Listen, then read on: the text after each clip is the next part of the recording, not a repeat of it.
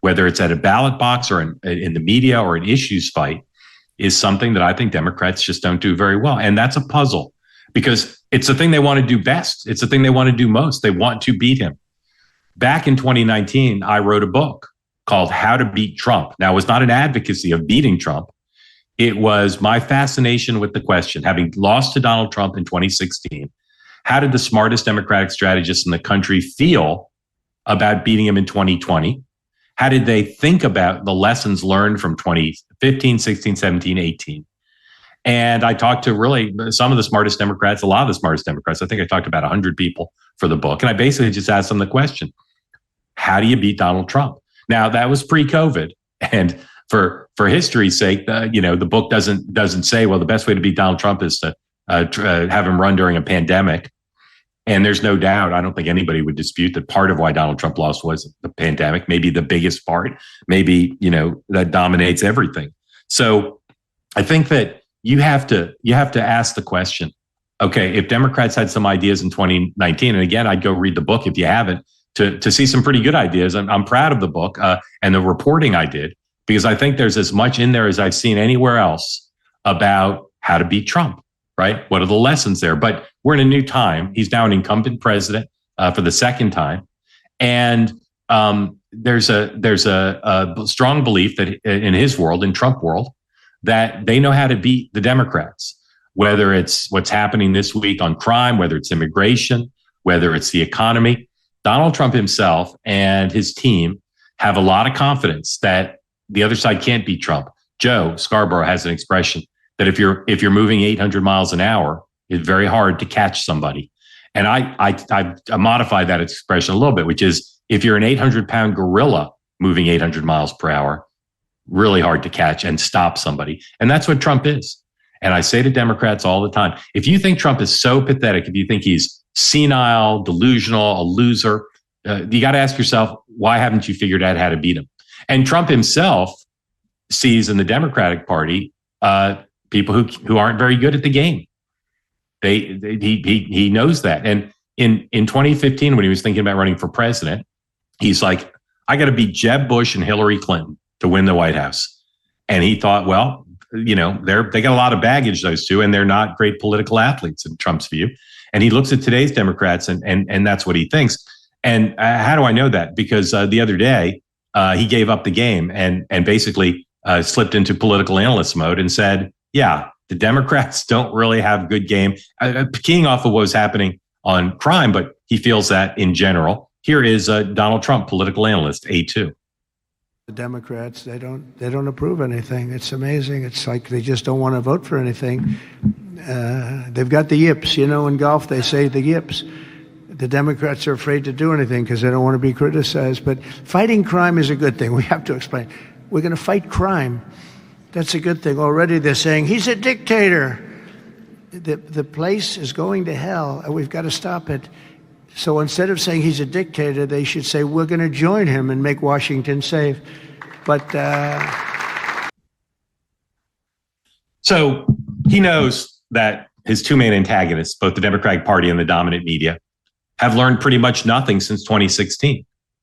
They did beat him in 2020, but as I said, COVID played a big part in that. They have beat him in some of these midterm contests and down ballot races. But Trump himself dominates our national politics right now. Does he have problems? Sure. But the Democrats cannot stop him. The other day, I sat down for my newsletter and I said, today I'm going to write about a list of top 10 Democrats who are doing the best job combating Donald Trump. And I have to say, didn't go very well. I got to just a handful. And even those 3 or 4 or 5, maybe, I can't remember, even that list was not particularly good. Gavin Newsom is in the game. He's got the platform of being governor of California. He's very tech savvy, media savvy.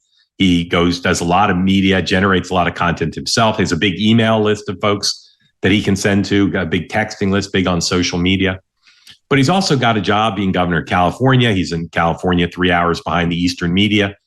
And, you think about Chuck Schumer, Hakeem Jeffries, you think about, even if you include it to people like Rachel Maddow, there just aren't a lot of people out there in the Democratic Party who are on a regular basis effectively taking on Donald Trump. It happens episodically. But Trump's in the news cycle constantly. Everybody knows that.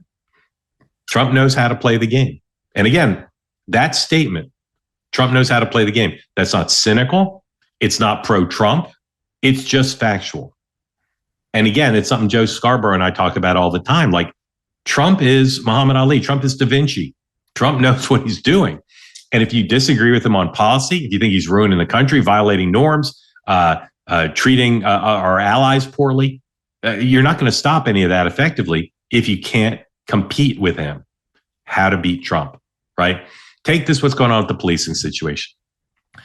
You'd be cynical if you say Trump is doing this purely for politics, because he's not. He's a builder, and he likes order. He likes clean cities. He doesn't like our nation's capital, where he now lives, having crappy streets and homelessness and hopelessness camps and law disorder and crime. Doesn't like it, and has assets from the federal government and the law that pertains to the District of Columbia that allows him to do something about it. Now, I can tell you just with great confidence, knowing Trump, listening to what he said, knowing people around him, his primary motivation here is to try to help the people of the city. I'll take heat, I'm sure, in some quarters for saying that, but I don't have any doubt. But I also will say, yeah, does he see the politics as this? Of course. Does he want to go into the midterm year, having people saying which party will keep us safer, which party dominates the cities that are the unsafest parts of the United States? Of course he does.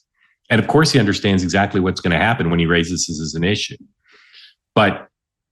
It's what he did in immigration in 2016. It's what he did in immigration in 2024. The Democrats, part of why they can't beat Trump is they don't understand that Trump talks mostly, not exclusively, but mostly about popular things, not just core MAGA red meat issues. It's popular to say, change the status quo in our cities so our cities are safer. That's popular. It's popular with people who live in the cities. It's popular with people who live in the suburbs. So I've been looking at and listening to what are Democrats saying about this DC policing situation. What are they saying? Here's the president. Take away that it's Trump. President of the United States says our nation's capital, which should be a beautiful crown jewel, is a violent place. A lot of crime, a lot of citizens are concerned. And he says, I'm going to do something about it. And I'm going to use the powers that I have for taking over the DC police, for activating the National Guard, two things he can do in DC. Harder to do the second one, and the other states can't do the first one in other states because of the law for DC.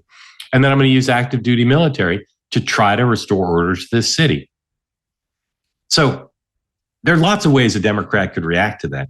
And certainly I urge everybody, one way to react to it for sure is to say, all right, let's make sure this is being done right. No civil rights being violated, no interference with normal policing in a way that's deleterious to the public interest. Absolutely needs to be done by the press and Democrats and others. Even Republicans should want to do that too. But the way Democrats have reacted to this is about process and objection and about nitpicking at the whole thing. Everybody's wondering, is the continued divide between Donald Trump and the Federal Reserve putting all of us behind the curve again? Can the Fed take the right action at the right time, or are we all going to be looking at a potential economic slowdown? Well, what does this mean for your savings? Here's an idea. Consider diversifying with gold through the Birch Gold Group. For decades, gold has long been viewed as a safe haven in times of economic stagnation, when there's global uncertainty or high inflation. And Birch Gold makes it incredibly easy for you to diversify some of your savings into gold.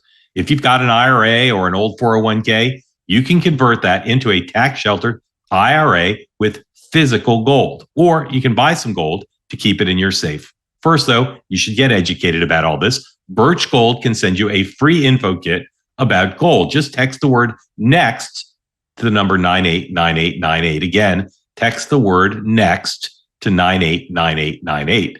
Consider now diversifying a portion of your savings into gold. That way, even if the Federal Reserve doesn't stay ahead of the curve for the country, you can stay ahead of the curve for yourself.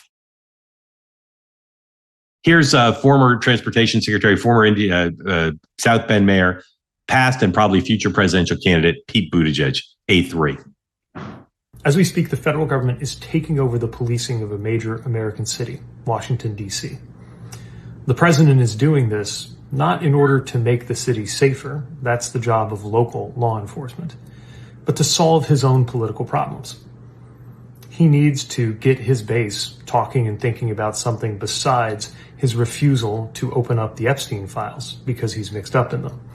Again, Pete Buttigieg is saying the president's not doing it to make this city safer, and says it has to do with the Epstein files. Maybe it does. I'll concede the point. Maybe the president's trying to distract from Epstein, but he's also doing the only thing to change the status quo. To change the status quo.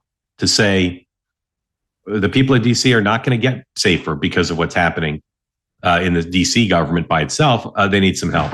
Now, Democrats from around the country, law enforcement officials, elected officials have reacted to this too. Same lines with hostility and suspicion and trying to beat the president at the law enforcement game. Here's the DA of Philadelphia on CNN, A4. What he's trying to do here is not normal. As Wanda Sykes, one of my faves, would say, it's not normal to act like you can go into a city that is having tremendous progress, 30-year low in crime, and call it an emergency and bring in a bunch of troops who aren't even trained for this kind of work. He may think he's going to try it in other places, but the fact is legally he has much less of a right to do any of this in other cities, and he better not try it in Philly. All right, Larry Krasner, the district attorney in Philadelphia, says what Trump's doing is not normal. Okay, here's a lesson Democrats should learn going back to 2015. Donald Trump's popularity is based in large part because he says to voters and citizens, I'm not going to do what's normal. Normal doesn't work. You know what's normal for people on the streets of DC? In fancy neighborhoods and poor neighborhoods. You know what's normal? Normal is they're afraid to go out to buy a quart of milk. That's what's quote unquote normal. So when Donald Trump says, well, I'm going to shut down the border and some norms are going to be violated, a majority of the Americans say good. When Donald Trump says, I want to try to fix this by doing something not normal, that's good. All right, here's Ken Martin, the chairman of the Democratic National Committee. On paper, he should be the leading voice for the party in standing up to Donald Trump when the party objects and they think they're on the right side of history and the right side of polling. A5, this is Ken Martin's on Twitter talking about, again, the policing situation in D.C. I can go ahead and talk to him and say, you know what, Donald, sit your little ass down and get the hell out of D.C. If you have one message for Donald Trump and you were speaking to him right now, what would you say? It's hard to think of exactly the right words. Off D.C. You don't stand a chance. You do not understand the assignment. Back off. Why don't you just go ahead and take your ass, go back to Florida. So that's a video. The voices you heard were citizens, the Ken Martin, the DNC chair, is interviewing. And they're saying, you know, they don't like Donald Trump, right? Using profanity, all the normal tricks now of social media. Obviously, they chose to talk to people hostile to it. I haven't seen polling since. I hope somebody does a poll soon. But Ken Martin's out there on the streets of D.C. talking to people who are hostile, not talking to people who are saying, well, this might be good. And again, it's just object, criticize. Here's Hakeem Jeffries, the Democratic leader in the House of Representatives, A8. So here's what Hakeem Jeffries writes on Twitter. He says, violent crime in Washington, D.C. is at a 30-year low. Again, there are people who now say Trump purposely gets the statistics wrong. I don't know if that's true or not, but if it is, it'd be consistent with his brilliance of baiting the Democrats. So Trump claims crimes at an all-time high, and Democrats say, oh, no, crime's at an all-time low. So now they're drawn into the debate. The statistics don't matter. Okay, then Hakeem Jeffries continuing on his tweet. Donald Trump has no basis to take over the local police department. In fact, the law allows him to do it. And zero credibility on the issue of law and order. I'd say if you look at the polling, Democrats aren't necessarily beating Trump on credibility on law and order. Then he says, get lost. Similar comments from Chuck Schumer, the Democratic leader. All of these Democrats drawn into a conversation about should we reject Donald Trump's attempts to make DC safer or not? Now, again, I don't want to minimize their criticism. Some of them have some validity. Republicans in Congress have cut the DC budget, which they deal with. That's hurt their ability maybe to fight crime. There's other issues. Some want to bring up January 6th and say Trump has no credibility on the issue of law and order for law enforcement in DC. But the point is their general behavior, their general reaction does not exhibit an understanding that the people in DC don't feel the status quo and crime is good. And I can tell you that from all the people I know in DC. You can tell that from walking the streets. Okay. The other big group that usually fights the president is the dominant media. They're the same as the Democrats. Most of the coverage of what the president's done on crime in DC has been hostile and has looked to say he's lying about the statistics and this is improper and it violates norms. Here too, I could show you 1,000 different ones. Here too, distinguished members of the New York Times DC bureau. Elizabeth Buemiller, great reporter. She's been there forever. Serious person. Here's Elizabeth Buemiller on MSNBC giving her view of crime in DC. A6, please. I mean, right now, I think a lot of this is just, it's very good television for the president. And his description of Washington as this, as one of my colleagues at the Times called it, this sort of, this Mad Max hellscape with marauding gangs and violence everywhere, is just completely out of proportion with the reality. Yes, there's crime here, but it's down. Well, I don't know, Mad Max. I don't know. Maybe it's not a nonstop Mad Max, and you can walk around DC in certain areas, certain times of day, not be a problem. But I can tell you, in the fanciest neighborhoods in DC, this is a problem. And for these reporters to just basically say Donald Trump's making it up, it's not good journalism. Here's Peter Baker, Elizabeth Buemiller's New York Times colleague, making a similar point to her, A7. If you really cared about crime in the District of Columbia, where crime is actually down historically, if you actually care about crime in America, there are cities with worse crime rates than Washington, D.C. He's not sending troops into their streets. He's sending troops into the streets of the nation's capital, which has a special resonance. The idea that troops would be patrolling in any way, a nation's capital sends a message that we've never, seen again in this country outside of, riots and genuine uprisings that we don't see right now. Crime is at a low. As anybody who has grown up in the Washington area, as I did, I was born and raised in the Washington area, spent my whole life there, and it's never. We know what a crime crisis looks like. We've lived through that. This is not what that looks like. Again, I grew up in the Washington, D.C. area too, just like Peter Baker, and I can tell you, everyone I know who lives there, literally everyone I know who lives there, recognizes that it is an unsafe place. I don't care if crime's up. I don't care if it's down. I don't care if it's an all-time high or an all-time low. I just know that when Peter Baker says stuff like, we've never seen this before. We've never seen it. Well, right. And we've never seen an open border like this. We've never seen so many Americans feeling like their standard of living is going down and their kids won't have the same opportunity that they do. So if the question is, how does the media who wants to beat Donald Trump and how do Democrats who want to beat Donald Trump, how do they actually do it?